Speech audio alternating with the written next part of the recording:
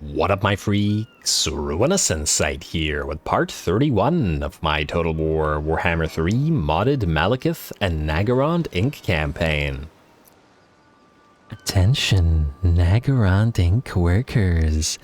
In appreciation of your recent efforts, Naggarond Inc. will now initiate its quarterly review process.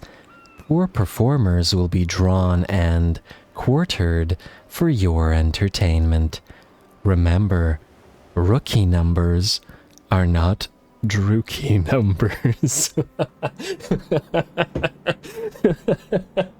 I couldn't do. I swear I tried that like 3 times and I just can't. I can't. It's so stupid and I crack myself up and I'm an idiot. Anyway. Rookie numbers are not drookie numbers. That's the best thing to come out of this campaign so far. I can't. Alright, anyway, where were we? I'm distracting myself already. As we saw last time, a few interesting things happened. Rakarth went ahead and got his first battle, his debut battle, not with the complete form of his army, mind you, as this will change. We want a Death Hag in here, maybe a Bloodrack Medusa, as well as the Chill of Sontar. And possibly another War Hydra. Probably limit the Feral Manticores to maybe 2. And transfer the rest of the Manticores to his follower army to help the Harpies. But anyway, I digress. Rakarth got his battle, then we took over Tor Anrock with Jaden, only to suddenly get attacked by Mr. Warg over here at Asur Gorge, who just randomly generated a bunch of trolls and giants and decided to attack us. Damn these annoying rogue armies. I can't say I've always liked the mechanic, or I've ever liked the mechanic, I should say, but well, we will overcome, we'll hunt down those trolls, and we'll make some nice troll skin some things. I mean, as I recall, a lot of the clothes that the Dark Elves wear are just made out of human hide, so, you know, troll hide will be tougher, more useful, all that sort of stuff. Anyway, in addition to that, more importantly than all that, I should say, Malekith has now acquired the Sword of Cain for himself. It is where it should be, and he's gonna be hitting real hard, especially once we start moving him through his actual fighty tree, as he's not quite there yet. We will probably first get, well, I guess we could get something like Sadistic or Eternal Hatred first, but we do want to max out a few other points and definitely get Slaughterlord, both for all of his Blackguard of Naggarond, and soon, hopefully, the Shadowfire Guard as well. Should be a nice thing to have. Anyway, we'll do that in a bit. Let's see about who needs to move this time around. Well, first of all, the Sheldrake.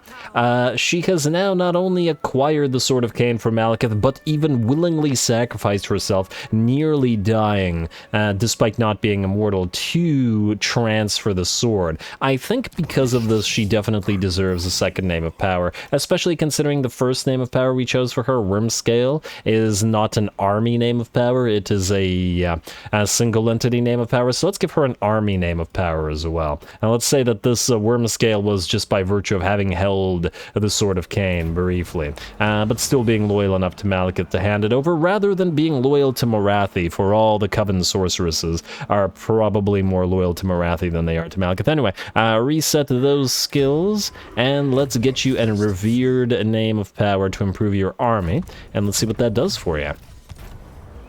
Alright, we got another Life Quencher. Witch Elves and Sisters of Slaughter. We already had a I already had one of these. The other would be the Blackguard of Naggarond. I mean, it's not horrible. I did want another army with the Blackguard of Naggarond as well. We could use this as another army to follow Malekith's around, but maybe with some Dread Knights in here as well, and just so that we don't take Life Quencher for a third time. Well, really the second time. On the other hand, Life Quencher is really fun, and I do enjoy watching those Witch Elves and Sisters of Slaughter their way through the enemies, especially as they're quite different. But I don't know. I feel like Grimgaze works here. And the Blackguard of Naggarond, even though it's just such a slight buff, I mean, the fact is, she could still use Blackguard even without these buffs, and they'd still be almost as good, whereas this is a fairly considerable buff for Witch Elves and Sisters of Slaughter. And honestly, having held the Sword of Cain, this also kind of makes sense. You know what? From a loreful perspective, I feel like this makes sense. We're gonna go another Life Quencher, but she can keep the worm scale moniker as well. And honestly, Malekith doesn't really need a follower army, to be perfectly honest, because I don't think that when his army is maxed out, he will ever encounter a situation where he can't win by himself. Maybe in the endgame scenario if he's facing multiple Wood Elf stacks, but until then. Anyway, the Shelra, you are gonna stick around and we're gonna get you some Witch Elves and stuff later on, and we'll think about it. I'll probably make you a little bit of an elite army because of your contribution to the campaign. The reward, Malekith rewards those who do well, like he rewarded Vilal Life Quencher as well. 2 very useful Life Quenchers. Interesting. Interesting indeed. Anyway, let's keep moving. Malice Darkblade, you now have Eldir, your mother, and I believe Melised, probably the only person that he genuinely loves, now supporting him, though he really does love Hawklear, for all that he doesn't say so. Everybody knows he loves Hawklear. Set sail. And plus Eldir is oddly helpful to him, so she is very supportive for a Druchii mother. Anyway, Crone Hellebron, Druchii Resources, Malice, you are good. I was gonna move Admiral Leech down through the Underworld Sea, but you know, I think maybe we'll go over here and take out Mr. Heros Araske first, and then go after the Underworld Sea afterward, just so that we don't have to have you hanging around, because even if he doesn't go directly for one of these territories, he might raid them, and that would be irritating if nothing else. So do this, like so, and then I guess while you're here you can potentially build stuff. I'm gonna hold off on that though, because we might need to spend our money elsewhere, though our money is in pretty good shape right now. Next up, Morathi, your turn to move. You're gonna go into, let's say, I'll just go regular stance, and then we'll have Furion go into Druchii First Strike and attack Avathir. This should be easily auto-resolvable without too much damage. Hopefully Morathi... Okay, it's gonna hurt the Witch Elves and the Demon Nuts. Oh, auto-resolve. But, you know what? Not surprising. Hey, and we got another Blood Banner for our trouble. That was actually a very nice pickup. And you got a decent amount of money for the trouble as well. This place was tier 3, so it'll automatically get taken down to tier 2 if we occupy it. Or we can have very minimal number of slaves and another 6,000 gold. You know, just occupy it. Screw the additional provincial instability. And we got another Forbidden Rod. Damn. Some nice finds this time around. Though sadly, Furion will not be holding on to the Blood Banner because it's... well, it's got to go to one of our elite lords. Lovely. Then, Morathi, while I would have loved for you to move to White Peak and to Eagle Gate, you're going to have to deal with Tyrion. So, if we put you into ambush stance, for example, we can put you right outside of Val's Anvil, and if your ambush doesn't get foiled, maybe you can ambush Tyrion's army. Wouldn't that be fantastic? Alright, and then I guess we will level you up, though probably not for much longer, as we will be switching you out reasonably shortly. What do we want out of this, if anything? You know what, let's just get bound by contract. I sincerely doubt that we're going to run into a situation where we're going to need that 25 leadership, but who knows. And then you, Uriel Hydra-Blood. You have maxed out your buffs directly towards Morathi. I guess let's get you Blade Master so we can get Foe Seeker, and then we'll move to Absolute Precision after that to buff you up a little bit more. Blade Master first, mostly because while generally melee defense is the better pick other than melee attack, over melee attack, he's already got it at such a high level that there isn't really a need. Alright, who's up next?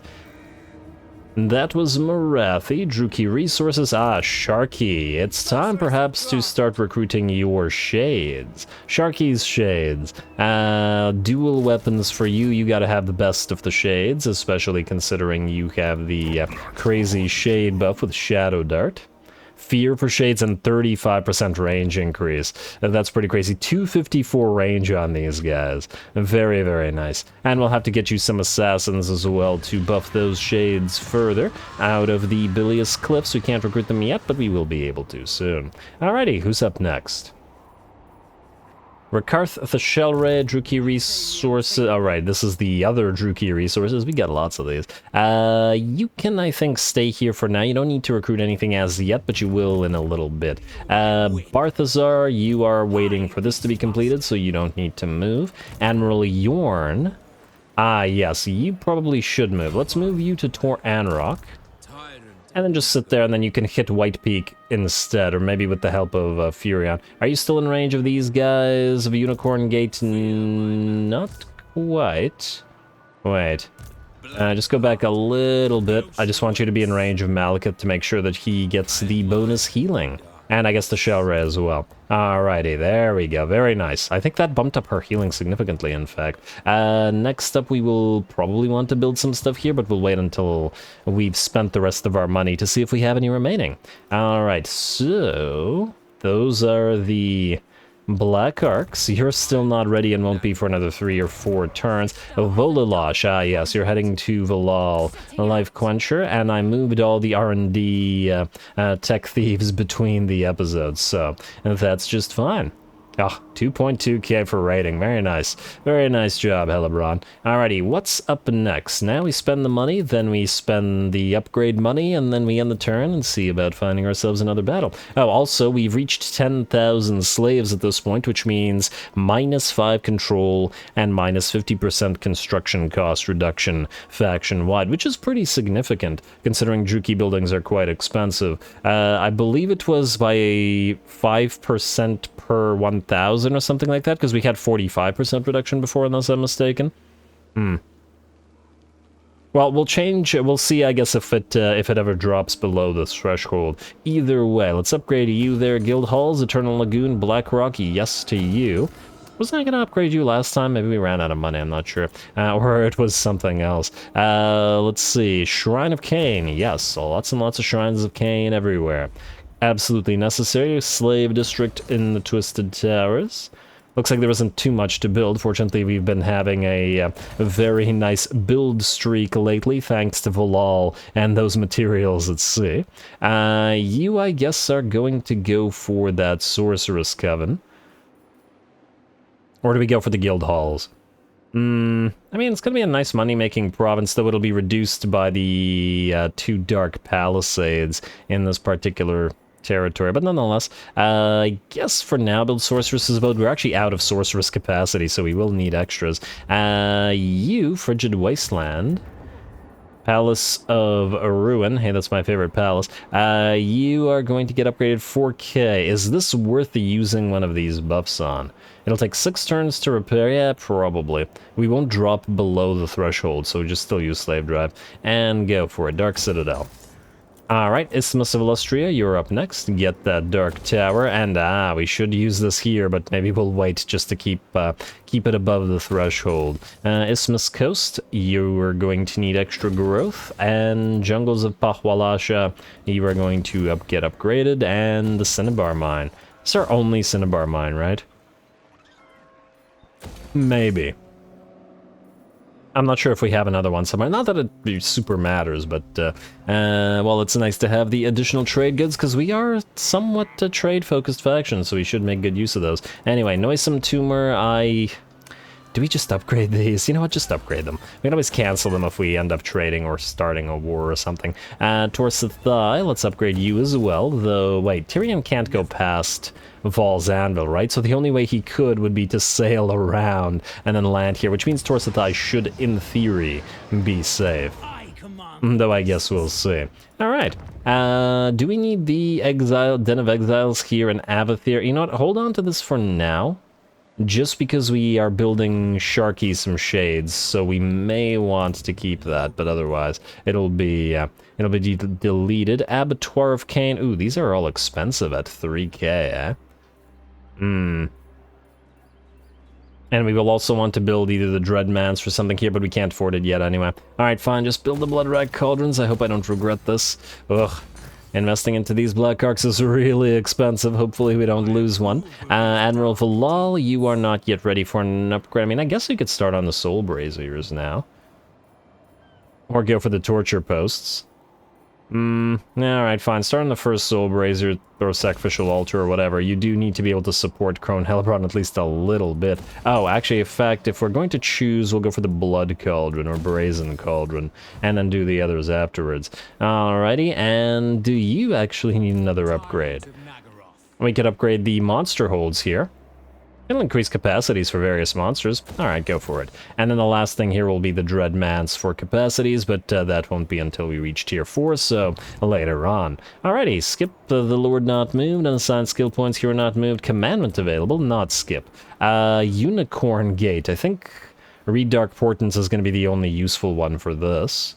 None of this is going to be helpful to us, so Read Dark Portents it is. And I did the same thing here, I believe. Yeah, alright. Fantastic. Damaged building is where? Oh, an Ice Rock Gorge. Yeah, well, it's most likely going to get raised by Wurg before Jaden the Grey Vanquisher gets there, so what can you do? Outpost available still, but no need to build it as yet, and turn.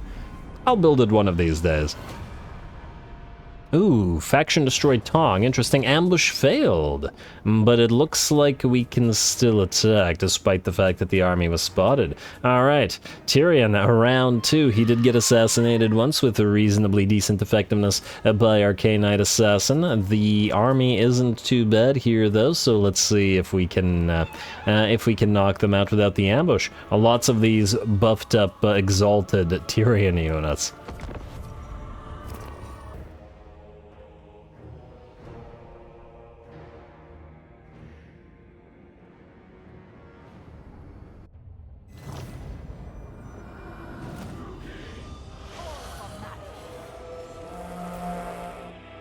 Even when we don't get a proper speech from our commander, you can always at least rely on your army to yell Druki, and honestly, I think that might be my favorite, like, force yell that well, regular forces do prior to battle. Something very, very pleasant about it. But anyway, here we go. Druki indeed, and the Shades are prepared to fight the enemy. We have a fairly decent position here, a high elevation sort of area with this sort of plateau, cliffside, or whatever you want to call it, that will hopefully protect some of our Shades and allow, once again, them to use their elevation advantage, and the enemy prevented from heading towards them. On the sides, we have deployed our 2 units of regular Shades, the ones that don't have the dual weapons, the weaker ones, and the ones we don't care so much about dying, with our units of Raven Heralds behind them to probably try to focus down enemy Eagles or Tyrion, depending on who tries to drive into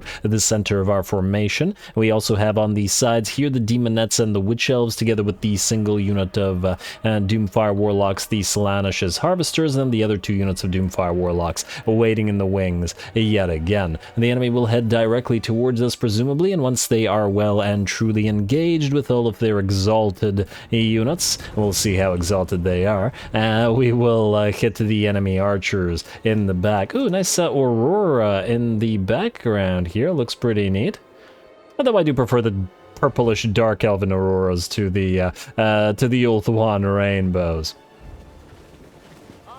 It looks a lot more menacing and a lot more appropriate for the Druki. Although you certainly can agree that the idyllic as sort of island that the elves dwell on here does look quite nice, so all of the rainbow auroras are quite fitting as well. Anyway, here we go. The battle is beginning now. We are getting the first of our spells off on the enemy with Morathi. While it looks like the Eagles want to try to hunt her down, Tyrion will go for our Master Uriel and our Assassin over there. In the meantime, it looks like the Great Eagles are indeed heading into the fray to try to attack our Shades, specifically the Shades on top of the plateau, but this is not a great position for the Eagles, mostly because the Raven Heralds will be able to fire down upon them. Frankly, it might have been safer for the Eagles to just directly fly at the Raven Heralds instead, but this is what they chose, and thus the first of the units is now broken. Tyrion is now in a duel with Morathi. He did a lot of damage to Master Uriel there. He's going to book it on out of there, rather than die and leave Morathi to fight it out with Tyrion. She's got pretty decent stats. Her melee defense perhaps is quite low, but she has a couple forms of regeneration, solid attacks, and applies blinded to the enemy as well. Look at all those debuffs right now. Smoke Bomb, Cavalry Bane, blinded, and Soul Blight upgraded as well. Though Tyrion hits very, very hard with that 1.1k, he needs to actually break through Morathi's defense with only 56, well, I say only, melee attack, and his melee defense is practically non-existent. In the meantime, the enemy cavalry have begun their assault on our shades, though fortunately the cavalry are relatively weak and will be seen off by our shades relatively quickly. Looks like the battle between MORATHI and TYRION is very, very even right now. They're both at about, I don't know, a quarter of their HP, though TYRION is actually getting help from these Elven Rangers, whereas MORATHI more or less stands alone. Not alone without her magics, however, as she casts the Arnzapal's Black Horror, clears out some of the enemy Rangers, and it looks like sends TYRION running. He will not fight her anymore, and it looks like she has won her healing, both the Potion of Toughness as repeated uses of it, as well as her regeneration is simply out-healing the massive damage that TYRION is capable of outputting. Well done to MORATHI. The rest of our army is fighting, and TYRION has moved into the back line where his eagles failed. I think he will similarly fail, mostly because he has barely any HP left, and the Raven Heralds are here to assassinate single targets. Down he goes yet again to crossbow fire. Fantastic. Man, also, you gotta admit, this is a really pretty map to fight on. This whole battlefield is just fantastic so far. I'm really enjoying this battle. And the fact that TYRION lost to MORATHI in combat. If he can't beat MORATHI in melee, how could he ever hope to defeat Malekith? Anyway, we continue holding our plateau with this fantastic terrain that the game offered us, and as long as the enemy can't get around us, we should have the advantage. The enemy moved in with its spears and its exalted spears and whatnot, only to get hit in the back by Witch Elves and Demon Nets. Speaking of getting hit in the back, the enemy back lines are now in something of a shambles, as Witch Elves and the various Doomfire Warlocks are running around and destroying them. The Sisters of Avalor and another unit of exalted High Elven Archers are broken back here, so our fast movers are certainly doing work while the Shades hit the enemy with their range attacks. Looks like finally that's enough to activate Murderous Prowess, although a little bit late perhaps this time. Maybe I should have popped the early activation with our research, but oh well. Not a big deal. A few more enemy Illyrian Reaver Archers to take care of. But they're going to book it on out of there, and frankly, most of them will die. There we go. Very nice volley with the Shades, and I think with that, as the Spearmen rout, the rest of the enemy army will break. Alrighty. A very, very nice little battle. Not too much playtime for our Demonettes and our Witch Elves, unfortunately, but with them all being at less than half of their HP and their relative fragility, there was no reason to send them in until the enemy was well and truly engaged. This little plateau area really, really did work out for us, and, well, everybody did well, let's say. MORATHI is still healing just a little bit, as we did manage to pop one more potion of toughness. You gotta love those satchel of potions. They are so valuable for our lords, especially the lords with decent amounts of HP and regen. The MORATHI is actually on the lower end compared to lords with dragons. She's at the same time a much smaller target, so she would probably be taking less hits from both melee and range as well. I mean, where she was fighting TYRION here, if she was on a black dragon, I think she would have actually had a tougher time, simply because of all the units that were around. Alrighty, well, either way, with that, the battle ends. We're going to chase off as many of the enemy units as we can. The lovely Auroras signaling the end, I guess, of the enemy, and the arrival of the true masters of Ulthuan, and Tyrion's defeat for a second time. Close victory, apparently, and we certainly did take a little bit of damage, but nothing crazy. It's probably due to ammunition and mana expenditure more than anything else.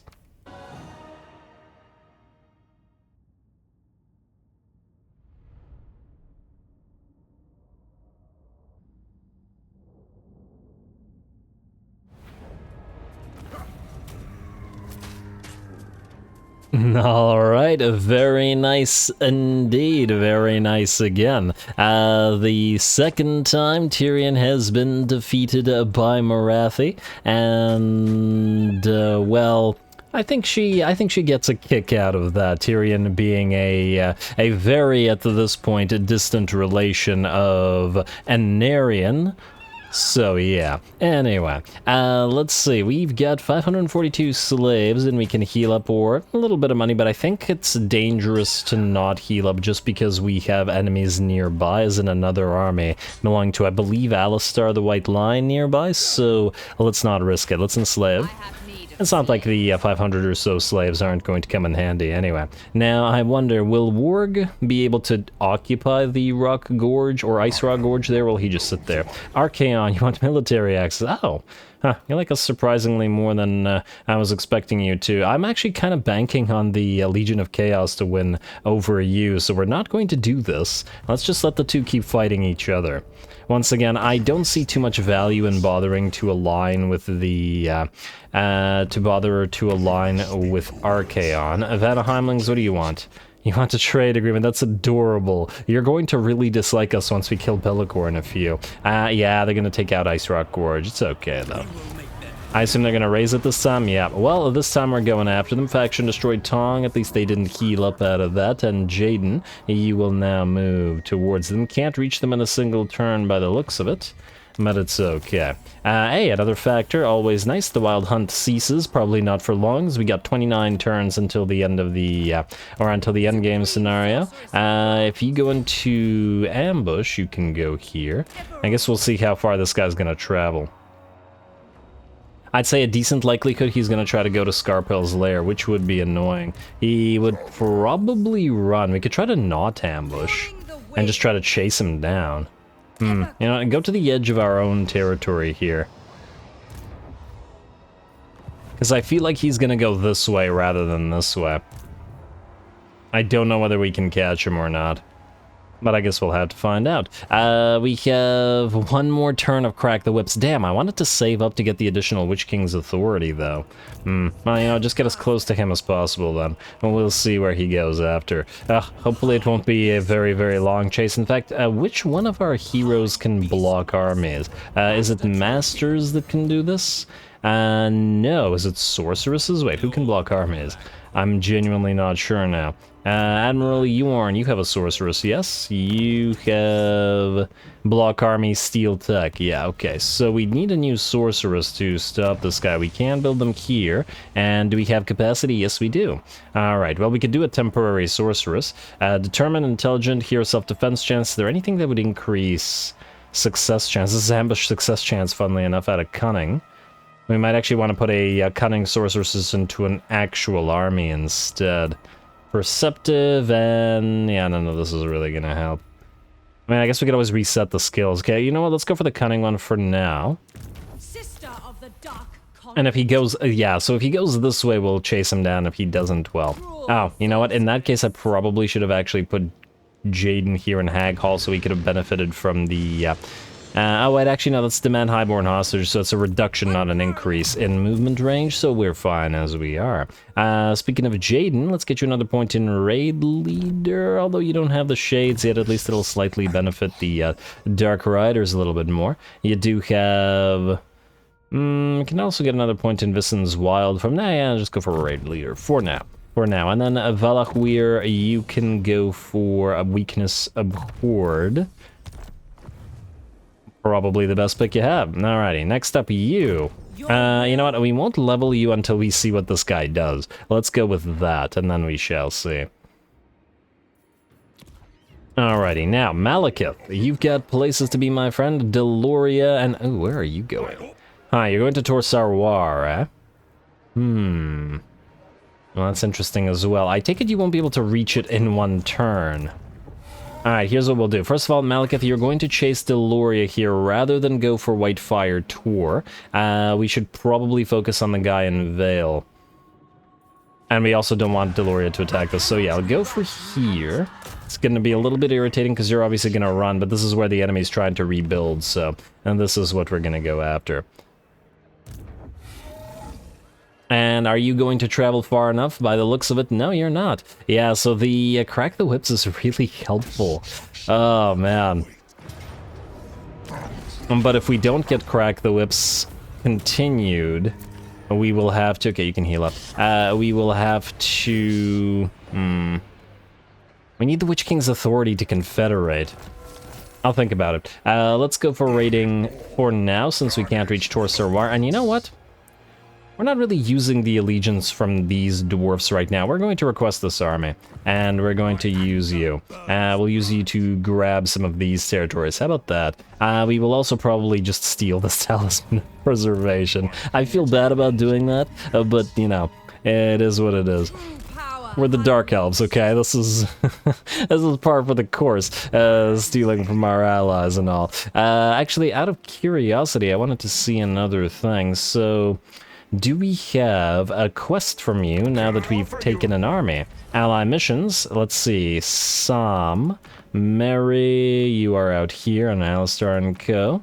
Alistar, and oh look, it's Warg. Well, let's go for Alistar, and accept. And we'll see if they start moving this way. Morathi still can't fight all this by herself, but she can continue setting up ambushes in the hopes of catching another one of these armies. Might actually be better to use Furion as a bait army. The problem is he can't take Eagle Gate. Oh, there's no way. We need Malekith to do that himself. Also, Admiral Yorn, let's have you take White Peak here. Or we could blockade it and have Furion do it. Oh! Well, here's a thought. What if we have Admiral Yorn move around to Lothern and help Morathi out instead? I kind of like that idea. You know what? That's not bad. Alright, here's what we'll do. Furion, we're gonna have you take this with the help of the Admiral here. Especially considering that you're likely to take damage. So you can stay in Druki First Strike, you can attack this. This is at tier 3, and we'll probably want to keep it at tier 2. I think. Not that it's a bad amount of sack value, mind you. Nonetheless, auto-resolve this. It doesn't look like anybody will die. Fantastic. Got ourselves a Berserker Sword, not that we care, and we're just going to occupy it to maintain. Hey, Potion of Healing. Huh. Man, Furion has been really good about finding us decent items. You don't need the Berserker Sword or the Armor of Darkness, though. Keep your loyalty, though. And now this will allow Admiral Yorn to keep moving. And I think we'll send him up in March stance. Or full speed stance, just to go out here sooner, because if Morathi is in a stalemate, if he lands at Lothern Harbor or blockades Lothern Harbor, then we can attack it and kill everybody here. I did want Malekith to take Lothern, but you know he's busy and he can take the guy in Vale instead. Okie dokie. Now the rest of you, well, we'll move the R&D, or I'll probably actually move the R&Ds myself between the episodes, just to not waste the time here. Hellebron, where is that other little? Oh, did he? Huh. He's right here. Well, that's unfortunate for him. That means he's dead. I foresee destruction. Here's the thing, we're probably gonna have to fight this manually in order to preserve HP, as we will want to attack Nquata, but we'll also want to do this cinematically. Whereas this is looking like a rather weak army, so what would be the best way to do it? And damn, Half-Deer landed at the Isle of Wights. It's unfortunate because I wanted to have our Black Ark take care of it, but it looks like it won't be able to this time. And oh, for the love of, you're actually going to move here? You gotta be kidding me. Oh, I hate the AI, it's just constantly bypassing territories. Ugh, okay, well, we'll have to send you out to deal with him. I don't know whether Dargoth can defend itself. Let's summon a temporary sorceress there. Blood of Asur is not going to help us. In terms of defenses, what do we have here? A bunch of Berserkers, Norse Controls, and Feral Manticores. Yeah, we're not going to hold. We are not going to hold. I'm actually kind of thinking maybe Spirit Leech would actually... Nah, but then how would we kill these guys? We do have a decent amount of archers. I'm just trying to figure out which lore would be the best pick here. Dark would be great at mincing all those infantry apart. Spirit Leech would be great for the single targets. None of the others would have a very decent single target capabilities, unfortunately. I think we just go for another Dark. Blade Wind is just too useful. At least we can slow the enemies down with the Chill Wind. So let's go with you right here. Then we are actually going to move you, Admiral Leech, into Nagrar, so that if this guy goes for Dargoth, he'll have to deal with the Black Arc Sport. If he continues this way to Black Pillar, for example, he'll have to deal with the Druchii resources sallying out and killing him. So we should be good. Oh, AI. So annoying. Why even build defenses if they're going to just ignore them? I'm just wondering whether we should recruit anything and try to chase you down. I mean, it's not that expensive to do so. We could just recruit a bunch of Black Arc Corsairs, and if anything, we just delete them after. And we should also level you up just in case. Let's get you Blade Wind, like so. Power of Darkness and Spiteful Conjuration and Chill Wind. Might as well get you Inspiring Presence as well. Soul Stealer is too expensive for what it would offer us in this particular and I doubt that we'd be using Word of Pain. Yeah, it wouldn't. It's too expensive for what it does again. And Inspiring Presence for the troops. Alrighty. I believe we have to spend money on that little army, so yeah, I can't wait for Hellebron to go take these guys out for good. Maybe I should have sent Malice there after all, just to speed it up. But anyway, Hellebron, I guess you have no choice but to attack Mr. Grog Mortkin here. Are you at war with anybody? You're at war with Kurun, Ivres, and Kathik. Huh, I wonder. 10.3, we could, in theory, if we really, really wanted to. Maybe...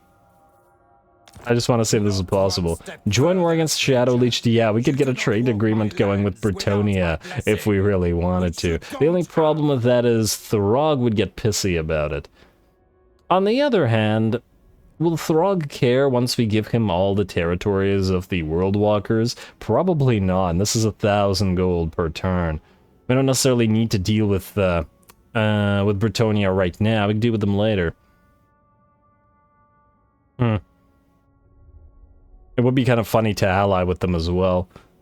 Yeah, well, let's just try this. Let's do this. We'll join war against Shadow Legion and Vanaheimlings.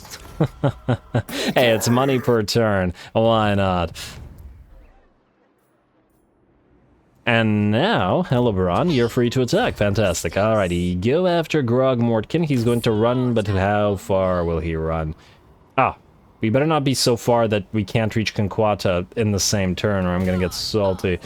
I would have actually loved to have fought them all outside. Ooh. It's low casualties, yeah, but can we trust the auto-resolve against the Witch Elves and the Sisters of Slaughter? We'll need them at full HP. I don't think we can trust it. I think we're gonna fight this still cinematically just because it's fun, and then we'll have the main assault on the enemy settlement next turn, or next episode.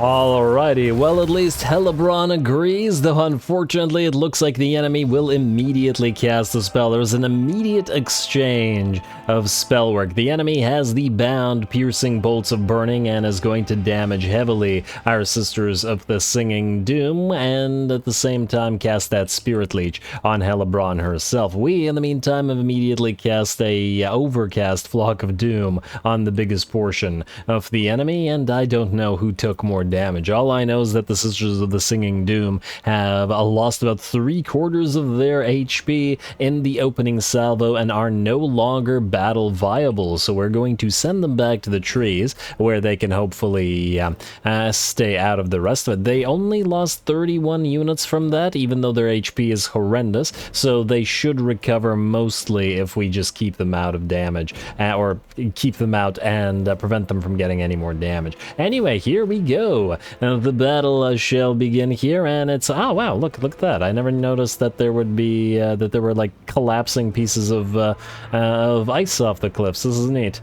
A lovely map in general, and as I said, I was not expecting a A choke point battle, but we'll certainly take it. Hellebron has moved in already and is annoying some of those enemy Marauder horsemen, though it'll be the various executioners and the blood cauldrons that do the real damage. With, of course, the Sisters of the... well, not the Sisters of the Singing Doom, but the Sisters of Slaughter and the Witch Elves following up. Anyway, the charge is in. Here we go. The blood cauldrons look like they can go... oh, wow, look at that mass. They're just moving through all those infantry, and then we close the distance with the executioners as well and begin the battle. Obviously, facing off against Marauders means we should have a pretty big advantage. Black Ark support coming in as well as another cast of that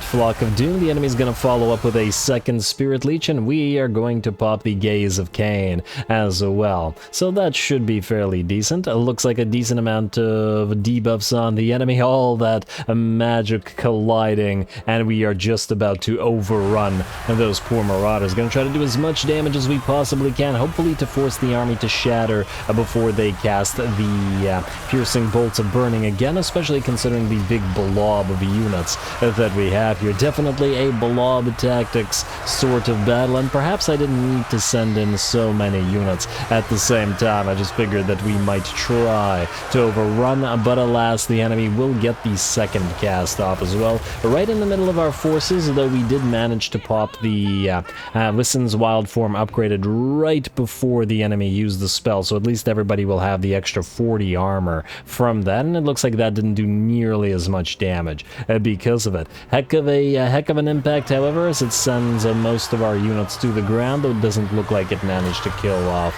a lot of said units. Otherwise, the battle is looking like it's going to be ours in seconds. It's going to be a very short one, but let's face it, we expected that. And there we go. Murderous Prowess is active, and the chase begins, for the enemy has shattered and will not be using those piercing bolts any further. Oh, look at that! The enemy lord actually managed to survive. Man, this particular army screams a lot, doesn't it? I guess the Sisters of Slaughter and the Witch Elves are really enjoying themselves. Alrighty, and can we knock down that enemy lord, Hellebron? I think we can. There we go. Alrighty, meant to slow it down a few seconds earlier, but anyway, with that, the battle ends. We're just going to speed it up. Man, I keep expecting to see Throg in this place. It seems like a very Throggy map, doesn't it? And oh, what the heck is this? Oh, it's a Norscan totem. Neat. And I wonder if there are different, if we have all 4 of the Chaos God totems around, as in we have a different map dedicated to each one of the gods. That would be neat. I think this is the first time I've ever noticed a Norscan God totem up and running like that. But anyway, a lovely map, a lovely little victory. Too much damage from those bolts, but at the end of the day, we should still be able to recover fairly decently.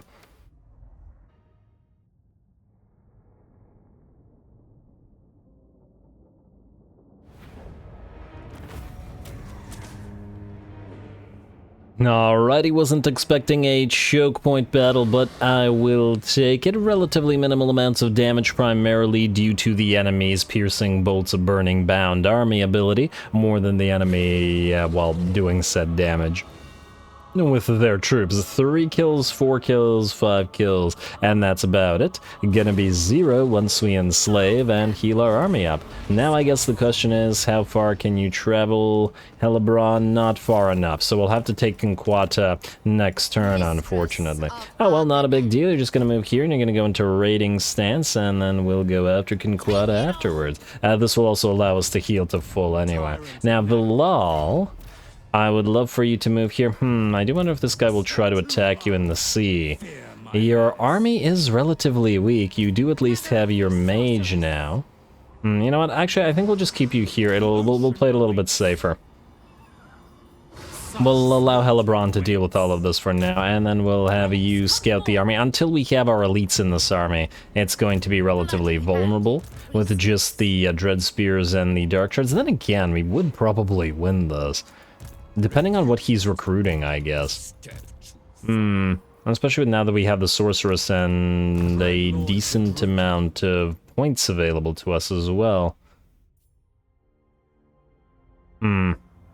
Well, either way, you can also have Slaughter Lord, because you can have all those Witch Elves, though you don't get a lot of benefit from it right now. You know what, let's actually start moving it towards the Alawites. If they come for you in the sea, great. If they don't, then maybe we'll still strike. And honestly, if we have you attack rather than Hellebron, then maybe Hellebron can get the advantage of being able to move after Conquest. So that'll be fine as well. Anyway, with that, we are out of time, and unfortunately, I am going to have to call the episode here. Next time, MORATHI will continue attempting to ambush Tyrion, well, not Tyrion himself, but Eatane's forces. Malekith will advance towards Eliandra and Gaian Vale. We're going to have to try to hunt down Warg and reclaim Ice Rock Gorge, though the salt flows. The salt must flow, because that was irritating. Rakarth will continue on his way southward to fight the lizards, and that's about it for now. And we'll have to make the decision as to whether to get the Crack the Whips again and lose another 100 Witch King's authority for it,